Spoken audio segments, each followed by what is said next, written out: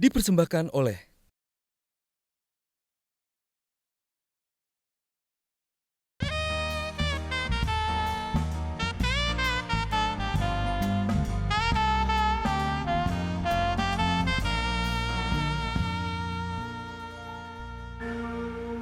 Masih di Indonesia, ide untuk Indonesia.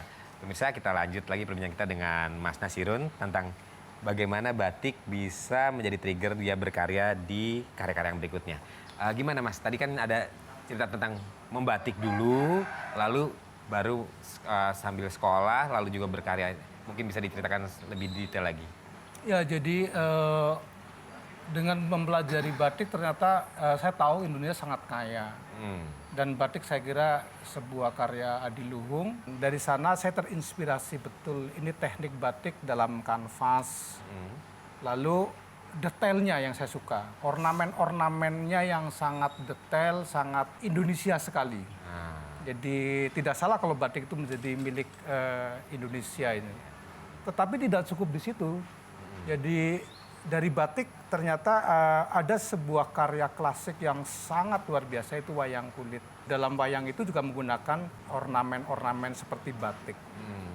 Lalu jadi saya memadukan ada 3 hal. Batik, wayang, dan mitos yang menjadi kekayaan Indonesia, Nusantara itu. Baru setelah saya masuk di akademi, baru saya padukan dengan teknik modern. Itu yang mendekatkan seolah-olah saya ada Avandinya. Saya kira garis-garis yang dilakukan oleh Avandi itu sangat lokal sekali. Jadi tanpa disadari sang maestro Avandi ini sudah mempromo Indonesia di kancah internasional pada saat itu. Sosok yang ditampilkan pun wayang kulit Indonesia. Saya kira lebih ideal. Kontemporer Indonesia itu ya punya cita rasa Indonesia. Agak pede sedikit lah kira-kira. Tentunya pijakan yang paling ideal yaitu warisan masa lampau. Nah, Mas Nasrul, yang mau saya tanyakan adalah banyak orang yang bilang ketika ada Van Gogh melukis dengan begitu cepat dan karyanya luar biasa, hanya dalam beberapa menit. Lalu ada seseorang yang bertanya sama dia, wah kok bisa sih melukis dengan begitu cepat dan karyanya begitu luar biasa? Lalu beliau bilang bahwa ini bukan masalah perkara 5 menit atau 10 menit yang dikerjakan, tapi experience puluhan tahun yang membuat dia bisa begitu. Nah, apakah betul dalam membuat lukisannya Mas Nasirun ini ada proses pendewasaan, proses pengayaan teknik, sehingga karya-karya seseorang itu bisa tergambarkan dengan mapan setelah dalam kurun waktu berkarya berapa lama dan akhirnya mapan. Benar nggak sih, Mas? Iya, kalau talenta ataupun bakat misalnya itu anugerah Tuhan. Ya, betul.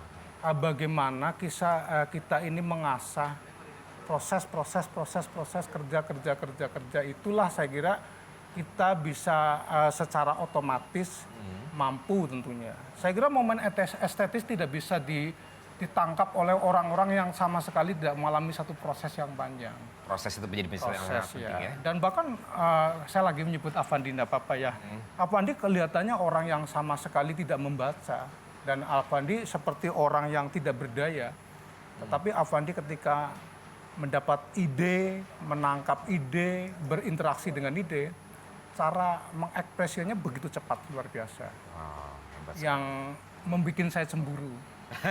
Produktivitas, mencapai apa yang diinginkan, lebur pada objek. Nah, yang kita ini masih muda belum mampu bisa memvisualkan sesuatu yang betul-betul dari dalam ataupun mungkin jujur lah katakan betul. Saya kira dia begitu saja mudah. Saya kira kalau generasi kita sudah menjadi apresiasi yang baik, Avandi udah kelas dunia kok. Pastinya begitu ya, dengan karya-karyanya dan dengan kualitas. Mungkin Mas Heridono juga pasti menyepakati bahwa di Indonesia ada Avandi yang memang kelas dunia. Nah, dalam proses seperti membuat karya seperti ini, apa sih yang begitu mempengaruhi Mas Heridono? Itu sebenarnya inspirasinya dari mana, Mas?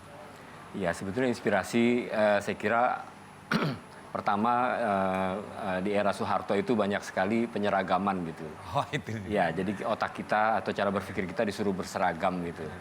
Nah, itu kemudian saya buat dalam karya seni instalasi atau patung-patung yang banyak sekali penyeragaman gitu. Itu saya kira konsep-konsep pemikiran yang individual itu juga harus dihargai gitu untuk sebagai satu bentuk ekspresi seniman untuk melihat tradisi atau seni tradisi dan kebudayaan itu dengan persepsi yang lebih bebas gitu untuk menjelaskannya gitu. Situasi-situasi yang ada di lingkungan tentu saja sangat mempengaruhi bagaimana proses kita berkarya pada waktunya. Nah, Mas, yang menarik ini sebenarnya apa? Ini seperti kuda tapi kok ada bannya, lalu kakinya pendek, lalu ada 4 orang yang di belakang ini. Maksudnya apa nih, judulnya apa dan karya apa ini?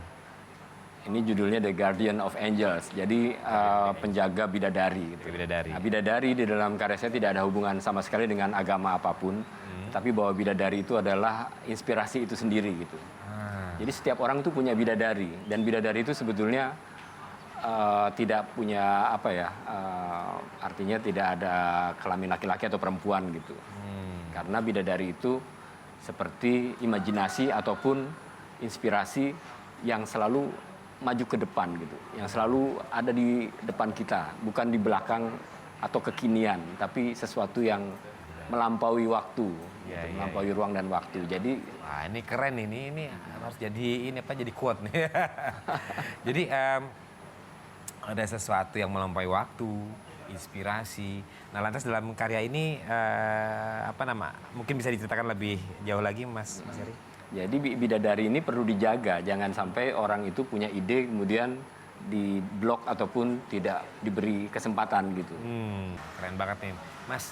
Ketika inspirasi yang terus datang ada di depan kita, itu bagaimana cara menangkapnya dan langsung dituangkan dalam sebuah karya lalu dijadikan seperti ini?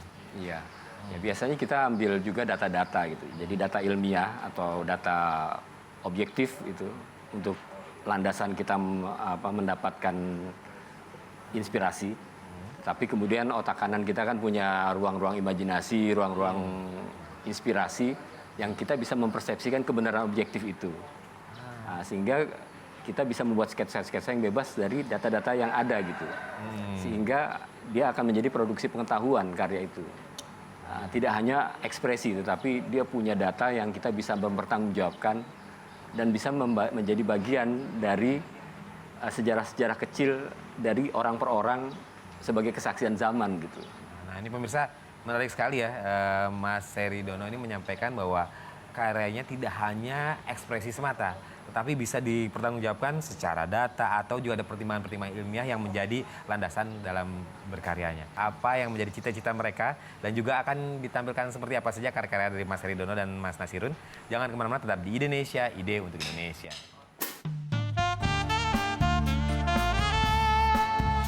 Sampai hari ini kita melihat bahwa belum ada satu perahu budaya untuk mengkomunikasikan dan mensosialisasikan seni secara merata di Nusantara ini. Dipersembahkan oleh